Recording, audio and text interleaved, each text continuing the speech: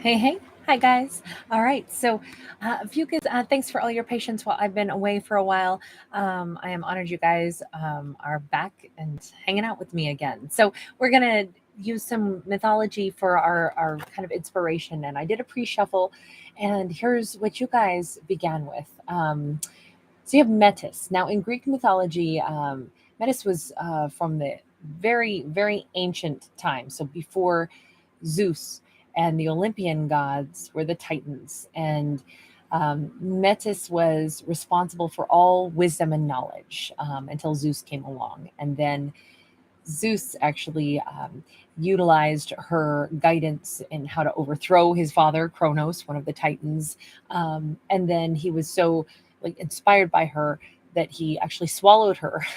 um, and while in Zeus's belly, she conceives Athena and gives Athena many different gifts and pieces of wisdom. And then Athena is eventually born out of the head of Zeus as his daughter. However, surprisingly, Metis remains in Zeus's belly, never exits Zeus. And it's an interesting twist to all of this, where it turns out this is a kind of a wonderful metaphor for Zeus being a very patriarchal, powerful masculine energy, has consumed the feminine energy, and that helps govern his decisions. So it's an interesting vibe here. And then of course his offspring was this warrior, right? Athena, the warrior. And so we've got kind of a lovely combination of energies here where masculine, feminine, then produces a really powerful feminine. So we could be, for the starting point of this story, we could be talking very much about the wisdom in knowing that both masculine and feminine are really powerful individuals and very powerful, I'll say, forces to be reckoned with in their own different ways. And if we can bring the two together, we can create not just a complement, but something that is altogether like it has the best attributes of both. And so we get this I'll say the love child, that is a blend of both, right? So it's really just talking about two individuals, perhaps, or two energy flows. Maybe we've had a character who's really been in a place of struggle with their masculine, or their masculine with their feminine. And we're not talking gender here, we're talking energy flow, right? But if there had been struggles, somebody is finding the wisdom on how to bridge that gap. They're able to, heck, maybe this is like, I could even be talking about, say, one gender role or the other, who is extremely good at connecting with whomever they view as their opposite energy flow. And that's a real gift. And it's because they have the wisdom to know, like, you possess skills and gifts that are different than my own. Therefore, it makes you a complement to me. So it's this wonderful thought process of how to have harmony and more success by bringing people around us that are different than we are, that possess different strengths than what we have. We have a Five of Swords, we have an Ace of Wands in the reverse. It's interesting because this is definitely a story of struggle, right? Struggle. And at one point in time, someone did not have any desire to make nice. Someone didn't have any desire to heal this rift. That is changing thanks to this wisdom that's coming in. So interesting. Fucus, what is this? What is this all about? We must have had conflict in this storyline at one point for all of these cards to be showing up. We have a Three of Cups in the reverse. Oh, definitely there had been like a rift that had occurred, possibly between either lovers or between anyone that could be a colleague, anyone that we considered someone who became a rival instead of a complement to us. But we're working through all of this. Seven of Cups. There was a question mark as to how do we heal this rift? Someone could even be seeking wisdom to say, how can I combine my energy again with Ophiuchus? Look, what I'm going to say is this, and it's going to sound very one-sided, but if someone had caused a rift with Ophiuchus, because of their own behavior. It's interesting that they may also be the ones that are seeking a way to come back into harmony or back into union with Ophiuchus, going, man, I just don't know how to fix this. Ophiuchus doesn't get along well with me. But it's interesting because it might be that they were the source of the issue, and that's the source that they're gaining some insight and some clarity and some wisdom on, because they've been very confused about this. And the reason I'm suggesting this is simply because we then have a Queen of Wands in the upright, but then we have an Empress in the reverse, and we have a Three of Wands in the reverse. One person was creating more discord. The other one was just sitting in this position of saying, hey, this is who I am. This is how it is. And I want to say it feels kind of to me like maybe Ophiuchus was ready to just say, hey, they don't see my value or they don't understand how to get along. That's not my problem. I'm not going to change anything in order to create drama. I just sit here on my throne and I do what needs to be done. Whether or not someone appreciates or admires me is really not my issue. I feel like Ophiuchus kind of took that attitude. And it's interesting because for a while, I think that this person didn't know what to do with that. Somehow Ophiuchus basically took their power. Could have been dealing with a Libra or a Taurus on this one. But it just looks like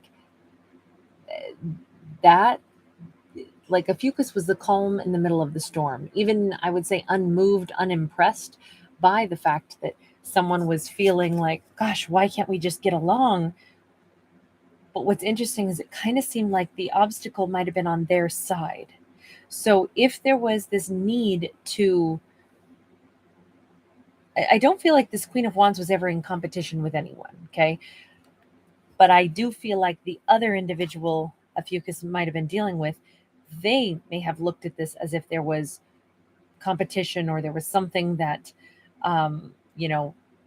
because somebody here was resisting for sure.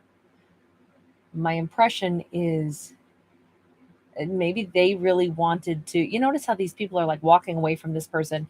They've got all the swords. They kind of made something that could have been fun, not fun anymore. And so instead of playing with someone who is making it difficult, these characters just walked away. I feel like Ophiuchus just said, yeah, whatevs. You need to win. You got to be better than everybody. It's got to be all your way. You can just play this game by yourself then. And I feel like that's kind of the vibe. And this person was like, man, you just don't really like me. Why doesn't Ophiuchus like me? It's like, no. The bigger question here was, why is there a difficult bonding obstacle here? Where is that coming from? And this person had to find it kind of within themselves. And I'm sorry to lay it on like one-sided and say it was just on one person's, they were the ones who kind of made some mistakes, some missteps here, even though they also seem a little bit baffled, right? The same person who might have made the mistakes that led to Ophiuchus just being like, hey, I'm sorry, not interested in this at all.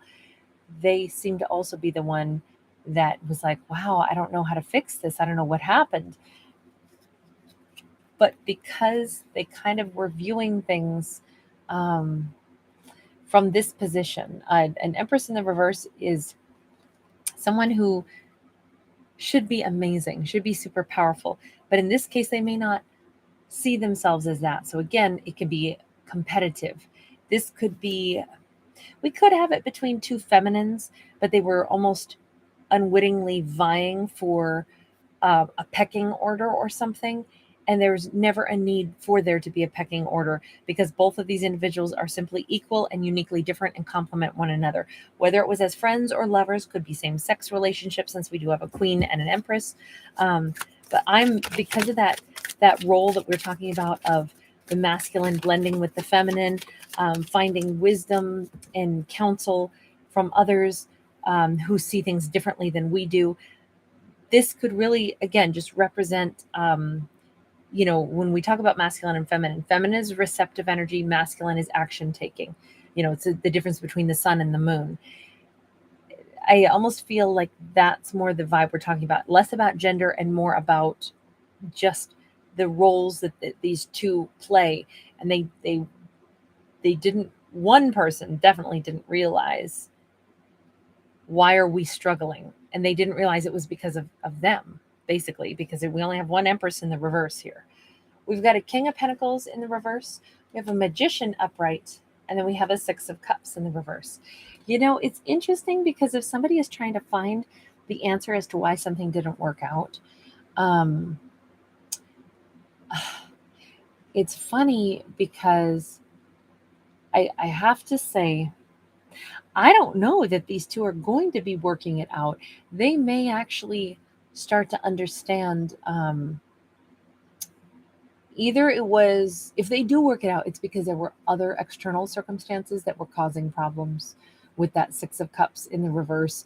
And this King of Pentacles in the reverse could be someone else. It could be somebody's ex who keeps showing up and causing a problem. And it's like, you know what? I really want to simply manifest cutting ties with any external person, any other individual who keeps stirring the pot, who keeps bringing up feelings of jealousy.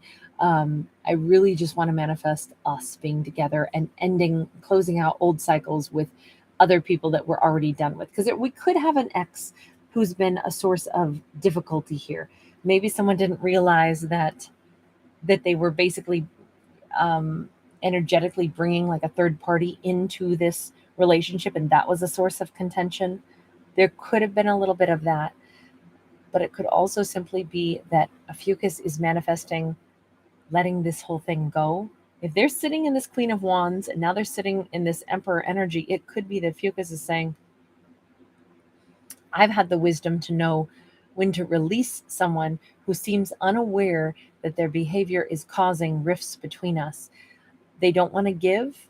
I won't ask them to give. I'll just let this whole cycle close out. So we have two different storylines happening right here. Again, when we're seeking wisdom, we're trying to figure out what is the best choice, right? What's the best choice? How do I either fix this or do I walk away from this? So the storyline's a little bit all over the place right now because it can still go in a couple different directions. Okay, we have Two of Cups sideways. There is a big question here. Is this a perfectly, divine union between twin flame soulmate energies that can complement each other? Because this whole story so far has been about the big question of how do we complement each other instead of create conflict. This could be a twin flame story where these two are going to have to be apart right now because there are too many things pushing the two of them apart.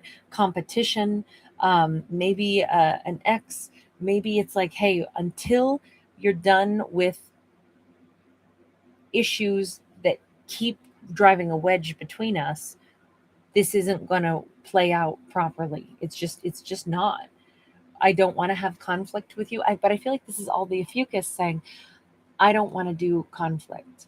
I don't want to deal with if this person had been defensive about, well, hey, I have to do this for my ex, or hey, I'm still, it's not like it's a third party. But on the other hand, it's not like it's not a third party if someone else's energy flow is still so heavily present in this new relationship. And it just feels like, look, this Queen of Wands sits here smack dab in the middle of this whole spread and says, I'm not telling you what to do. I'm telling you what I'm going to do, which is not engage in conflict. So Ophiuchus is just saying here, like, I choose what's right for me. You choose what's right for you. I don't command you to do anything. I'm just saying I won't argue. I won't cause conflict, but I also won't have conflict around me. I think Ophiuchus is still remaining like, I'm autonomous because there's conflict between us. And if it's partially because these two, Ophiuchus and this person, could be, they could have a tremendous bond between them, a beautiful, passionate, loving, everything. And there's still a wedge here to the point where Ophiuchus is kind of like, I'm ready to take a break from this so that you can handle what you need to, because what I'm not going to have is drama being brought to my doorstep. That's what I see in this. So Ophiuchus is kind of saying, no, if you have unfinished business, you need to go finish that first. I am manifesting for my own life while you sort what you need to. I feel like Ophiuchus is stepping back saying, Sort what you need to. I have the wisdom to do that. I have the wisdom to say, I only need my life to go the way I need it to. And that I don't control you and I don't tell you how to be, but I know I don't want to bring drama or conflict into my life. With the Strength card, this is a tough one because someone doesn't want to let the Ophiuchus go. They're not looking to step back. They were more like holding on to a situation with Ophiuchus where there was conflict, there was drama, because that Empress in the reverse holds on sometimes. Even though we're not having progress right now. So I think Ophiuchus is saying, hey, let's take a step back. This person's afraid of that. Like, but what if Ophiuchus steps so far back that they're not still interested later on? We got the Sun. Somebody needs to get some clarity. Sun, we got the Four of Pentacles. We got the Six of Swords in the reverse. We got the Two of Pentacles in the reverse. We got the Pisces in the reverse. And we got the Nine of Wands. Look, to me, the only way I can see this is that Ophiuchus is saying, no, I'm totally clear on what I want to do. I'm going to go ahead, look to my own energy flow, look to my own future. Here we are, Queen of Wands, Magician. Nope, I've got all kinds of stuff that I'm going to be taking care of in life, which is all about progress. It's all about growth. This person, if there's any reason that they still have to hold back and not contribute 125% of themselves to building and blossoming in this romance with Ophiuchus, then Ophiuchus is like, if you hold back anything, you may as well hold back all of it, because I only do things that are going to really blossom and grow, because that's what my standard is. It's basically all or it's nothing. And they're not saying it out of meanness. Like, that's the big thing. Ophiuchus is just laying it out. Like, that's the way it's got to be. However, this person, they're not satisfied with this at all. This does not feel good to them. They are having to hold back, but kind of in a surly mood, and they are not getting over Ophiuchus anytime soon at all. In fact, this is one of those situations where it's like, this may be the thing that motivates them to finally make the changes that they need to quit trying to juggle.